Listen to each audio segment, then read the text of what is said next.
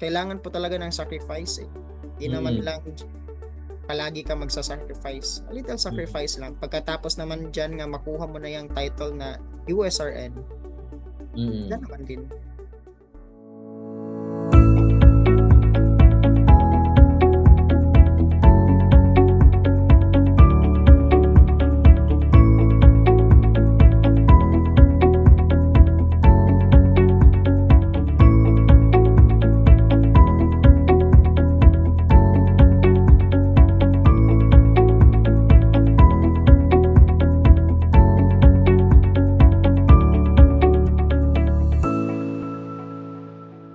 Good morning, good afternoon, good evening, nurses. My name is Chris from Nasha Business Consultancy Services. With me is Nurse Shan Michaels Ganapin Makalaging, RNUSRN from Cagayan de Oro City.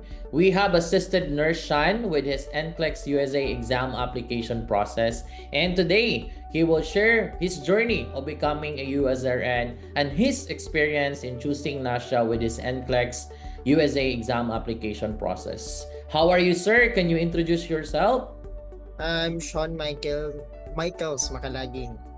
And you recently passed I recently passed the NCLEX exam. Wow, congratulations for that one, sir. Currently working po ba tayo, sir, as a nurse? Yes po, I've been 6 years this year. Wow. Wow, thank you so much for that one, sir. And first, sir, we would like to know the reason and what motivates you to take the NCLEX to become a registered nurse in the US. Una po kasi, before way back 2019, yung COVID time, COVID yung parents ko, sir. So, Sorry to hear that. it's a pera. Di naman lahat ng nurses meron talagang pera. Lahat tayo naghihirap. So, both my parents infected with COVID. So, syempre, sa apat kaming magkakapatid, ako lang nagtatrabaho. So, meron kaming small business lang. Pero, syempre, my parents got infected. So, na-close yung business namin.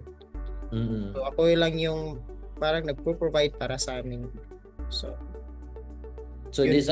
Ito yung naging rason natin para mag-take tayo ng NCLEX and then ma-hire sa US, work as a registered nurse in the US, and of course, get, kumbaga, mas higher na compensation. Alam naman natin yan, no? Na mas mataas yung compensation pag nagtatrabaho tayo abroad, especially in the US. Sir, going back with your exam preparation and review, can you tell us about did you create a study guide? Since you are currently working, how do you manage your time? What are the review materials that you have used in order for you to pass the NCLEX? Kasi di ako first taker lang na nakapasa ng NCLEX. It was a take 2. So, ang una ko talagang ginawa, sir, is yung consistency, yung eagerness. Dapat yung gusto mo talagang makuha yung license, pero with guidance naman ni Lord. Yes, amen. Dapat meron yung perseverance eh. Pero nung una talaga, sir, dami kong experience sa life eh. Nagpaaral ng kapatid ko until nakatapos na siya ngayon. Wow, congratulations that one, sir. Yeah. Then pagkatapos, sir, yung prepare ko naman pagkatapos ng pag-aaral ng kapatid ko, then nag-prepare na naman ako sa kasal ko. Last year lang kasi yung kasal ko, sir. So sinabi ko sa sarili ko na pagkatapos ng kasal, I must take the NCLEX exam. So I need to prepare. So last year, then, sir, nagka-alopecia din ako, sir eh. Experience alopecia. So because of stress, ganyan, problema sa pamilya. So parang nabaon sa akin yun lahat. Kaya nung time na yun, nag-alopecia ako. Yun talaga yung drive ko na mag-take ng NCLEX. During preparation naman, nag-message ako, sir, nag-scan ako sa Facebook ko, lumalabas yung, since I am a picker, sir, I'm from PIC also. Wow. During my NLE times. Wow. So, doon ako, ang nasa isip ko talaga na doon ako mag-consult for Mm. my NCLEX. So, Mm. materials. So, Mm. nakita ko naman na meron ng pumapasa. Lahat, dami ng pumapasa dahil sa Mm. national. So, doon, nagtiwala ako. I think weekend yun, Sunday, na nagbayad ako, I think, past, past duty hours. I think 9 a.m. ako nag-down po sa inyo. Mm. Through Union Bank. So, yun po. Yung ginawa ko naman sa preparation sa exam, kailangan mo talaga na focus. Mm. During review kasi 4 hours ako, sir, eh. Parang recorded videos lang talaga ako kasi yung duty ko 2 shift, Mm. sometimes 16 hours. 3 p.m. Wow. until 7 a.m. yung duty ko. Ang hirap extend ng hours para sa review mo. Lalo na kapag kulang ka pa ng tulog. Yes. Pero yes, pagkatapos, sir, kapag nag-exam ka talaga, kailangan mo talaga ng dapat master yung concept mo. Mm. Then take down notes talaga for your retention. Kailangan talaga yan, eh. Di talaga pwede na screenshot lang. Di pwede talaga yan. Kasi ang baba ng retention mo kapag screenshot lang. Dapat magsulat lang talaga. Magsulat Di talaga. naman yan, for retention po, for better retention. Di naman po, kailangan po talaga ng sacrifice, eh. Di naman lang palagi ka magsasacrifice. A little sacrifice lang. Pagkatapos naman dyan nga makuha mo na yung title na USRN, yan naman din. Worth it. Worth it din naman yung sacrifice mo lahat. So, March 12, nag-exam ako, sir. Prepared ako, sir, for 5 months. Prepared na talaga. March 12 yung first exam ko. I was so excited talaga, eh. Pagpunta ko na doon, I think 11 yung flight ko. March 11 flight. Doon kami natulog. Pagkabukas na yung exam ko, agad-agad. Oo. Pagpunta ko, sir, sa examinations center, syempre di yan mawala yung kabado natin, eh, anxiety. So, syempre, ni-pray natin kay God na maganda ang resulta sa pag-take natin ng exam. Pero sa panahon na yun, sir, is para talagang iba, eh. Iba yung sa feeling ko, eh. Pero di ako coffee lover, sir, pero nagkape ako ng time na yun. Okay. It's your first Nagkape. time. Nagkape talaga ako. So, then sinabihan nila ako kung gusto ko ba talagang mag headset para di ako ma-disturb ng ibang tumitake ng exam. So, yes, ginamit ko yung headset. Pero parang di akong komportable, sir. Pero di mo na talaga ilalagay yung headset, eh, kasi recorded na kasi, eh. Video recorded at audio recorded po kasi kayo nag-exam. So, hindi talaga komportable. Ang narinig ko talaga sa tenga ko is yung dibdib ko, eh. Oo. Kinakabahan talaga ako, sir. Sobra kinakabahan. So, yung focus ko is decrease talaga during that time. So, parang pagkatapos ng exam, nag-off yung exam ko at di din po ako nag-break. Tinutuloy-tuloy ko po talaga kahit kabado. So, tinutuloy-tuloy ko until nag-stop from 85. 85. Parang sure talaga ako, nga fail talaga yun. Okay. Sinabi ko talaga sa sarili ko, parang walang-wala ako sa sarili ko, eh. Pero ano bang nangyari? Bakit ganun? Pero syempre, I was overwhelmed with ganito palang NCLEX. Hindi talaga madali, sir. Sobrang hirap talaga. Pero I was out of pass talaga ako, sir, eh. Pero nung time na yun, wala na talaga akong plano mag-exam, sir, eh. Because yung pagkalaman ko sa 2 days and a half po yung result na lumabas. So, pagkalaman ko, umiyak talaga ako, sir, eh. Kino-comfort talaga ako ng family ko, ng asawa ko, na okay lang yan. So, at that time po, sir, buntis po yung asawa ko. Mm. Buntis po siya. So, blessing. Congratulations. Congratulations, sir. Ang dami mong naging achievements kung titingnan lang natin na patapos mo yung kapatid mo sa pag-aaral, then right away nagpakasal ka, and then yun nga, nabuntis yung wife mo. Ano yung naging reason para mag-take ka right away? Kasi kung titingnan mo yung duration, you started your application with us last I think October. Yes October po. 13, 2024. And then you take your exam, first take mo March 23, right? And then you pass the NCLEX June 1. So kung titingnan mo, almost 2 months lang yung pagitan. Kasi yung iba, parang matagal pa sila bago mag-take ulit, no? So what makes you decide to take the exam again? Going back po sa story, so April 7 po sir, dumating yung di namin akalain na nabuntis yung asawa ko. Di rin namin akalain na April 7 nag-miscarriage yung pong asawa ko. At that time po, yeah, it was 2 months by LMP but ultrasound I think 1 month. So masyadong down talaga ako sir.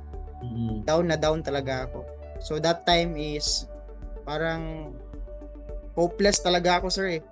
Pero before that, nagsabi na yung fiancé ng kapatid ko na siya daw gusto niyang mag-retake ako this coming May.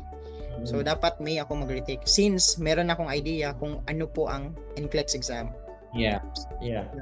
But I insisted that no, because my wife is pregnant, kailangan po natin i-prepare ang pagbubuntis kasi sir ng asawa ko. So, yun ang sinabi ko, maybe next year na. Pero he insisted nga mag-take talaga ako, siya ang bahala sa lahat.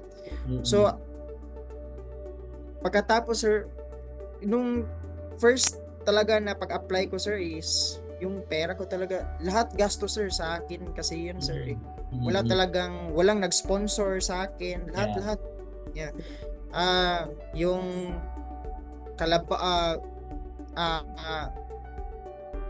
baka ba yan sir? Yung kalabaw, binenta ko pa sir para lang makatake ng NCLEX exam. Wow. Daming sinakripisyo sir. So di ako na-expect na merong mag-sponsor sa akin. Then sa hotel po, nag-message po din yung cousin ko sa kapatid ko na doon ako sa condo nila mag-stay. So para wala nang babayaran. So pero di mo naman akalain sir na meron talagang tutulong sa iyo eh. Di ako nag-expect sir eh. So at that time I grabbed the opportunity. Yes. I grabbed the opportunity at the same time. So going back kung ano yung sinumulan ko sir na notes, yun pa din po yung binabalik-balikan ko. Halos mapunit na po yung notebook ko, 4 na notebook po. Paulit-ulit basa ng basa.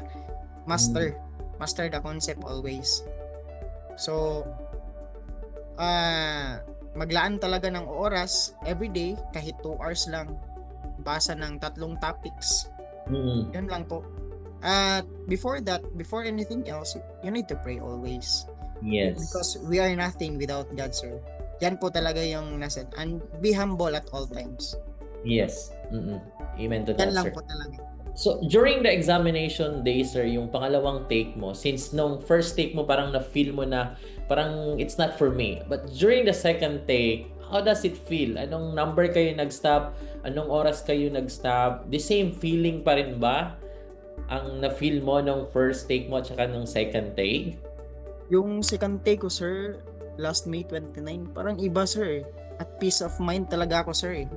Then at that time, di talaga ako nagkape, sir. Di na ako gumamit ng headset. Oo. Kung ano yung ginawa kong mali nung una, di ko na inulit pa. So nag-break na din ako kahit 20 minutes lang. So parang kalmado lang talaga ako, sir. Pero meron namang anxiety pero mild lang. Yes, manageable. Katulad ng dati na parang severe talaga eh. Kaya sabi ng asawa ko, makikita mo yan sa mood ko pagkatapos ng exam. Kung okay ba yung exam ko o hindi. Oo. So, makakita nila pagkatapos ko ng exam, parang okay yung mood ko eh. Pero, my computer turned off at 85 items pa din, sir. Same pa din, 85 Same pa pa din. din. Sabi ko nga, Lord, okay na ba yun, Lord? Na 85, gusto ko sanang lumampas pa ng 85. Oo. Sure natin na pasado na talaga ito. Oo. Pero di pa rin ako kampante, sir. Pero I pray to God pa rin. Yeah. So, you need to trust Him with all your heart. With all Amen. your hearts po. Amen. Para makuha mo yun. And at this time, binigay talaga sa iyo ni God despite of, kung titingnan mo yung mga naging challenges mo at first exam, all the expenses, ay hindi naman talaga madali yung expenses, medyo malaking amount yun eh. And then sa second take mo, there are people that is willing to help you, no? When it comes sa ticket mo, sa expenses, and for the accommodation as well. Noong time na na-receive mo yung result, how does it feel? That nakita mo na you already passed the NCLEX? At that time kasi, sir, nung Sunday yun eh. Sunday yun. Gumising kami ng asawa ko 7 o'clock. So nag-leave yung asawa ko, sir. Bali mayroon siyang duty half day. Para gusto niya kasi kami dalawa makasaksi kung ano yung result. Yes. So naglilinis ako ng bahay. Pagkatapos ko maglinis, yung asawa ko nagluluto, sir. Pagkuha ko ng cellphone, bakit meron ng daming Nasha ha? Message niyo yun, sir. Join live. Yung isa pa po yung na-open ko na Nasha nga, ano ba yun? Class. Join live. Meron kayong live Zoom. Pagkatapos, yung isa na naman, pagbasa ko talaga, sir, parang naiiyak na talaga. Bigla ko na lang niyakap yung asawa ko eh. Wow. Di ako makapagsalita, sir. Grabe. Sobrang di ako makapaniwala pa din. Yung tipong natutulala ka na lang pero di dahil failure ka pero nung pumasa ka na. Yeah. And lahat ng naging sacrifices mo, sir, is worth it and talagang pinaghirapan mo yun. And God gave that one to you. He guided you and He helped you all throughout the process po.